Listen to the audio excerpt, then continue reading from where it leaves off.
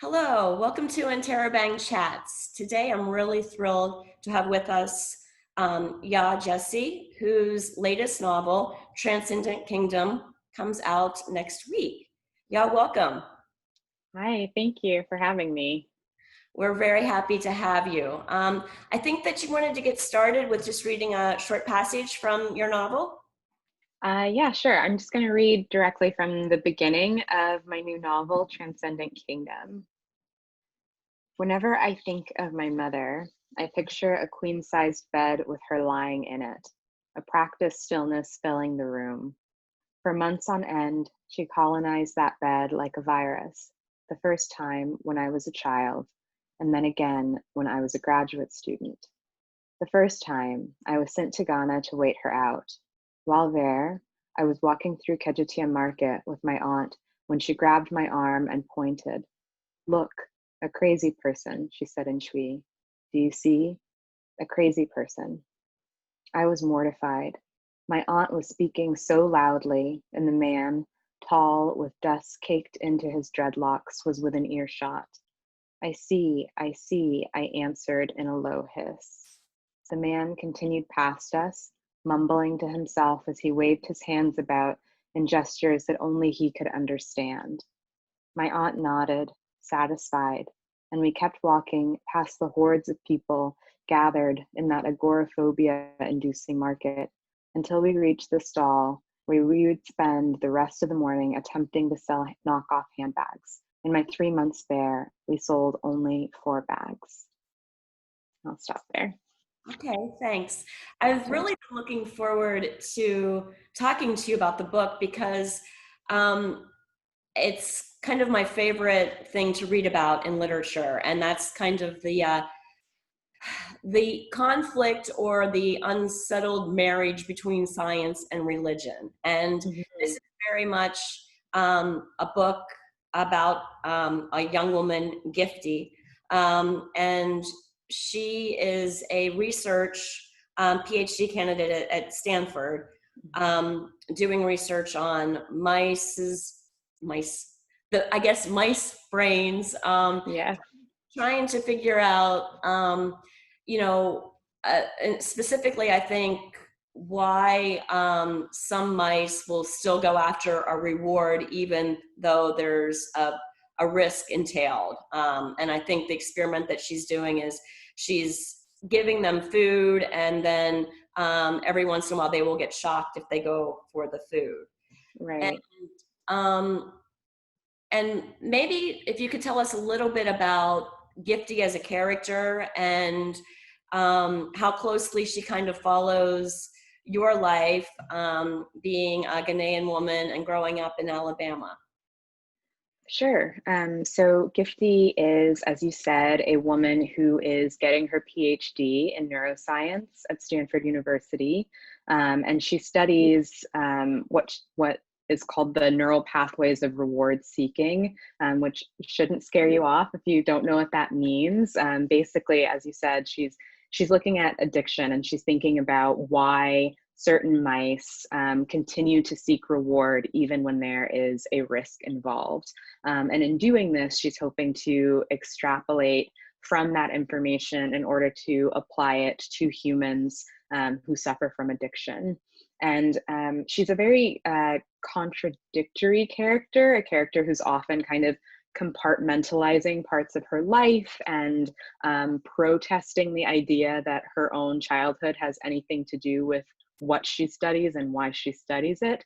But as we, the readers, get to see, part of the reason that she went into this field is because of her own brother, who suffered from opioid use disorder and passed away from an opioid overdose when Gifty herself was 11. And so she's a character who has experienced this great trauma really early on in her life, the loss of her brother, which was closely followed by a depressive episode of her mother. And so she's just trying to figure out how to kind of make sense of her life and how to move forward, given this kind of really formative wound from her childhood. Um, she's not really closely related to me at all, other than I would say the places that I explore in this novel are very are dear to me, places that I myself grew up in or went to. So Gifty, like me, is Ghanaian American and grows up in Huntsville, Alabama, which is true of me as well. And then she studies at Stanford, which I did for my undergrad. Though ironically, the reason I chose to set her story at Stanford was because my friend from Alabama was at the time getting her PhD there. So it was just a kind of roundabout thing.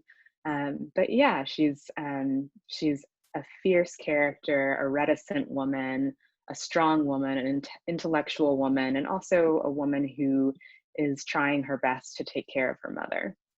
And she was very close to the church growing up. Mm, And her mother remains a very religious person. Um, and I think it's a Pentecostal church in Alabama mhm, where her mother and she and her brother before he passed belonged. And then with the death of her brother, she kind of seems to personally have a break with the church and try to go more to maybe a scientific rational basis of trying to understand um, kind of the essence of a person. mhm.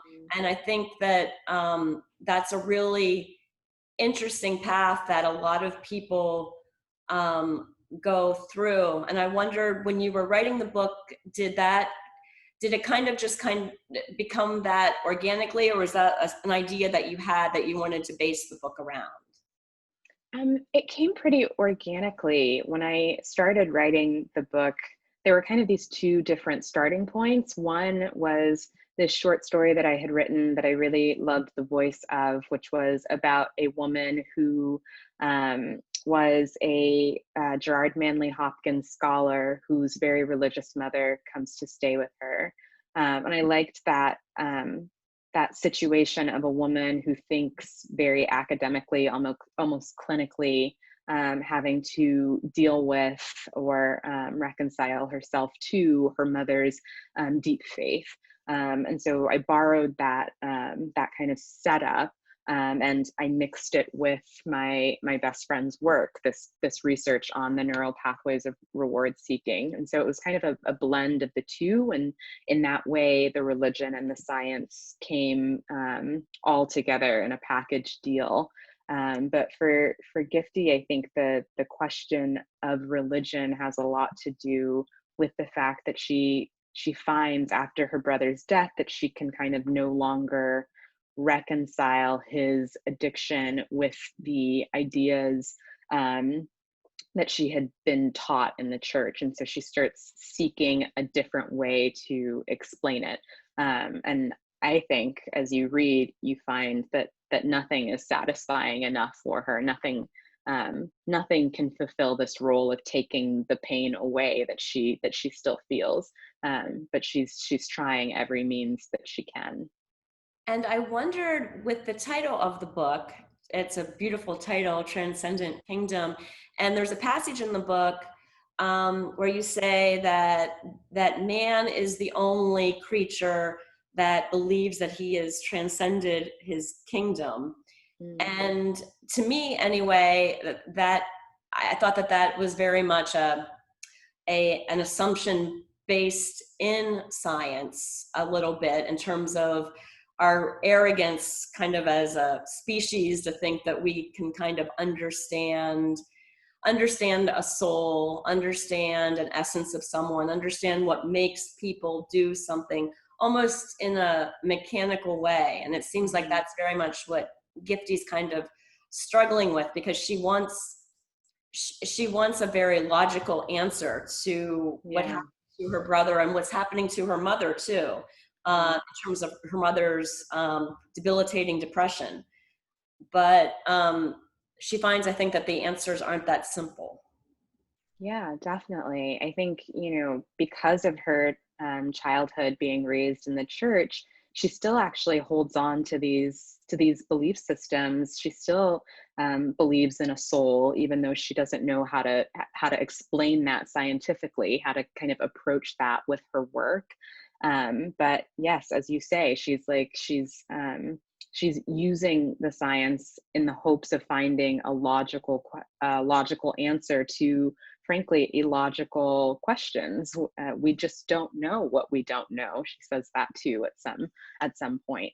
But that line that you quoted, that man is the only animal who believes that he has transcended his kingdom. Part of one of the books that I read earlier on when I was not quite writing this yet, but thinking about it, was The Sixth Extinction by Elizabeth Kolbert. And that concept, I think, is one that really stuck with me, that man has this outsized influence on everything else on the planet, and our drive, our curiosity, intellectual our intellectual prowess has made for a lot of different challenges for a lot of different species on the planet, and for ourselves as well. And if we were to kind of take a step back and kind of lose some of that arrogance, what would it lead to? What might we discover then? I thought it was really interesting, some of the descriptions of the church and the church service that you write in the book. And I grew up in a Protestant church, not in Alabama, but in central Pennsylvania, and it brought back a lot of memories to me. But one of the interesting things I think that you talk about in terms of Gifty and Nana, her brother's mother, is this ability that she had to kind of keep her Ghanaian kind of concepts of religion and transplanted a little bit into this mostly, I think, totally white church, as you described it in the book, except for this family. And I really like the part where you talked about she was comfortable with all the different kinds of blessings from her Ghana heritage, and then from this new Pentecostal church in the States. And so she didn't see any contradiction in terms of the blessing from the church, and then all of these maybe kind of more tribal or indigenous kind of ceremonies and blessings from her country. Yeah, she's a woman who's kind of maximalist in her approach to faith. Like she wants it all. Any form of blessing that can be given to her children, she will accept. And I think she tries as best she can to maintain the rituals of the church as she experienced it as in Ghana. Even though she now lives here in America, a place that practices the religion very differently. Even though she was a Pentecostal in both places, there's still a difference in how that gets expressed. So the current storyline of the book, when Gifty's mom comes to San Francisco, or comes to Stanford to live with her, and she's in a deep depression, the pastor calls Gifty up and says, hey, your mother is like she was right when your brother died. And that was really, she's really scarred, I think, as Gifty is, not just with the death of Nana from opioid addiction, but also the earlier trauma. And that trauma was their father, the Chin Chin man, who just one day says, I'm going back to Ghana to visit my brother, and then never ever comes back again.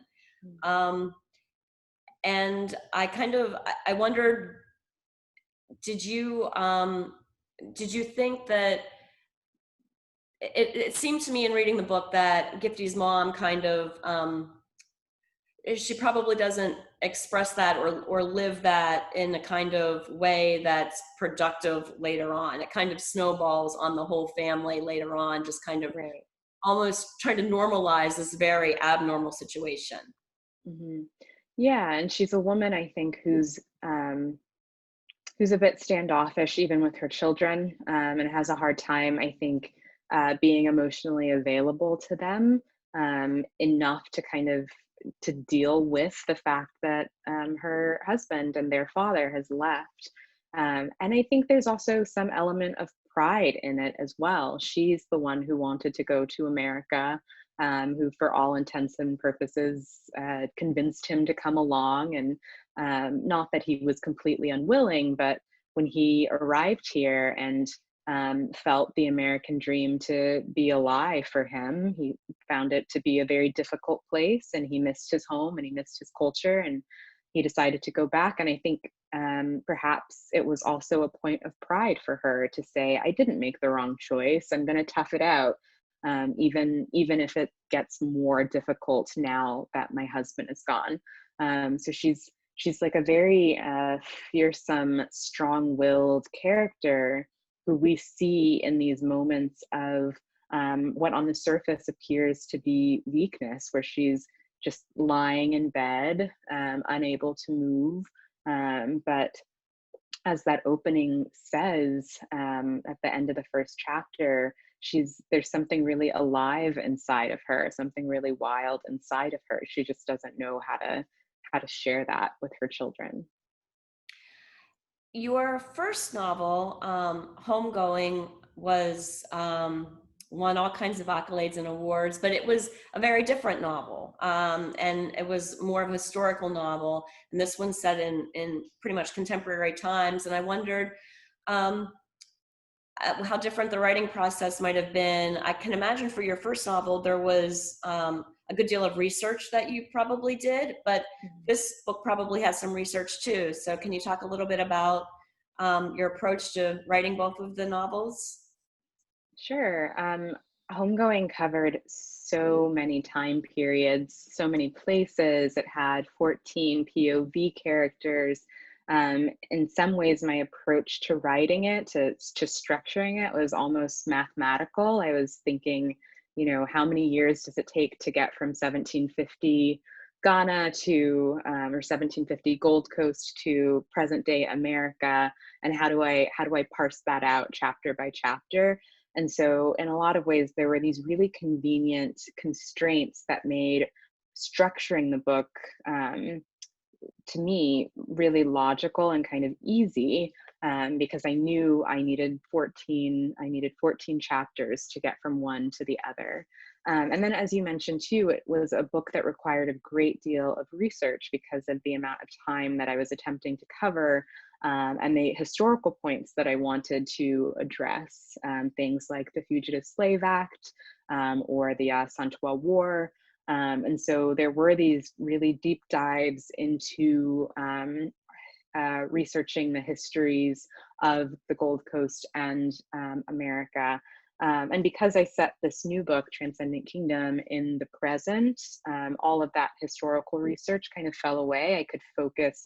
I knew everything. I felt I knew everything that I needed to know, from a historical, political standpoint, to write about a woman who is living in this era. But on the other hand, I am not a scientist, and had not taken a science class in at least, I don't know, 12 years. And so that aspect of it needed intensive research, but the research was nice in that it was so narrowly focused on this one subject, neuroscience, but even within that, this even more specifically optogenetics. And so it allowed me, I think, to just like give my focus to this one area, and then allow the rest of the book to flow out from there. And I found it. I don't know if it was easier to write, um, just because it was so loose in structure, that I think I just had to kind of think about some of the things that I thought I had solved in Homegoing differently to write this book. But I feel that what I am realizing now that I am 2 books into a writing career is that every book is going to require that I learn a new skill, that I stretch a new muscle, and that, you know, each book is unique, and so they bring unique challenges. I thought that the book was really really effective in one respect, in that it's Gifty tells it in the first person, and I wondered, did you consider doing third person with this, or did you always know that you wanted to do it in the first person? I always knew I wanted to do it in the first person, though I have no idea why. It just was it was just a perspective that felt right really from the beginning. Though I had never written in the first person for, more than 30 pages of a short story. And I found it really challenging to do so. The kind of limitation of only being able to say or write the things that this character knows or feels or sees herself. Really, especially after leaving a book like Homegoing, where I had this really pulled back third person narrator who could tell me anything, tell the reader anything. Now I was limited to what this one woman thought and felt. And I found that to be um, really kind of intimidating at first to write in that way. But then as I did so, the pleasures of that started to reveal themselves to me too. In that it became about trying to figure out ways to show this character, even though she herself can't look inward or won't look inward. And I found that to be a pleasurable experience. Well, you do it beautifully. It's easy to like Gifty, and you feel a lot of empathy for her, because I think you make it very relatable, the struggle that she's going through, just kind of trying to explain what for all of us are those things in life that just sometimes seem without explanation, and Mhm. the struggle of that. Did you do a lot of research into addiction or depression for the book as well? I did. I did research addiction and depression for the book as well. And I tried to approach it from the neuroscientific lens. And there are a lot of really excellent neuroscientists who work on these subjects. So their work provided me access into thinking about it. Also, around the time that I was writing this book, or really throughout the time that I was writing this book, there was a lot of really excellent reporting being done about people suffering through the opioid epidemic. And so it was an accessible thing for me to find, say, a New York Times article that profiled a woman going through a heroin addiction, or a documentary that followed firefighters who were first responders on the scene of overdose deaths. So things like that, just to get both the kind of academic view of things and also the more lived experience of addiction and depression. Well, it probably should have been obvious to me before this, but it was really interesting for me how you distilled, from the point of view of Gifty's research, to looking at what happened to her brother, and seeing it kind of in a sense of someone who can't stop themselves from going after the reward, even though it's going to harm them, Mhm. versus Gifty's mother, and in her depressive state, where the rewards just aren't compelling anymore. She's Right, lost all desire for any rewards. right. I hadn't thought about it like that before, but it was an interesting way to kind of view the contrast and comparison in the two characters.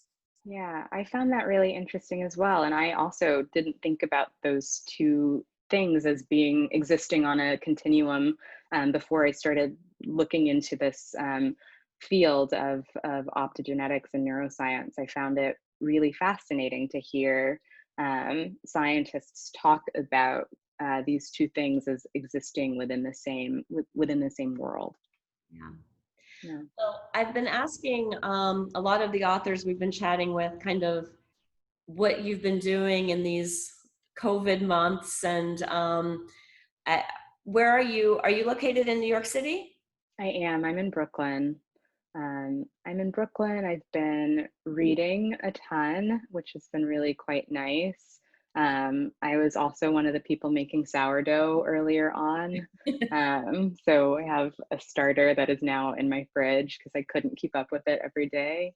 Um, yeah, it's been an interesting time. I haven't really been writing, and I'm sure every writer answers that question differently. But for me, it's been really hard to write during this time.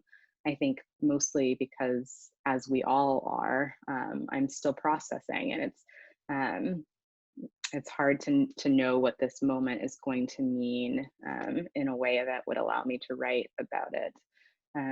Yeah, so it's been a strange and difficult time. Can you share anything that you've been loving that you've been reading?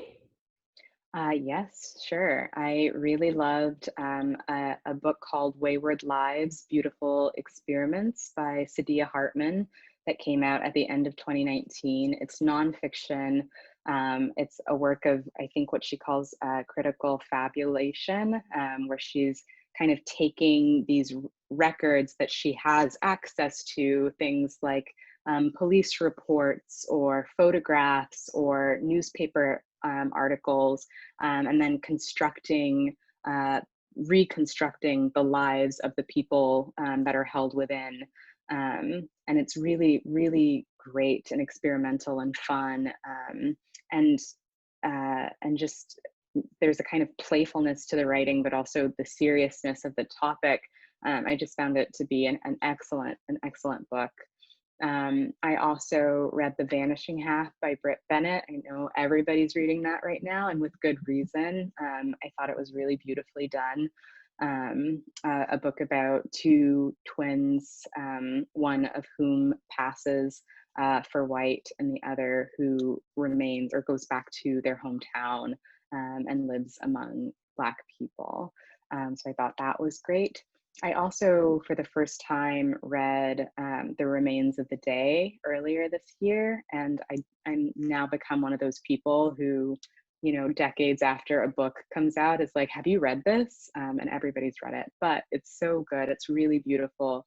And I think provided me with a lot to think about in terms of how to write not necessarily an unreliable narrator, but a narrator who is unreliable because he can't see himself, which I thought was really beautiful. Have you seen the movie?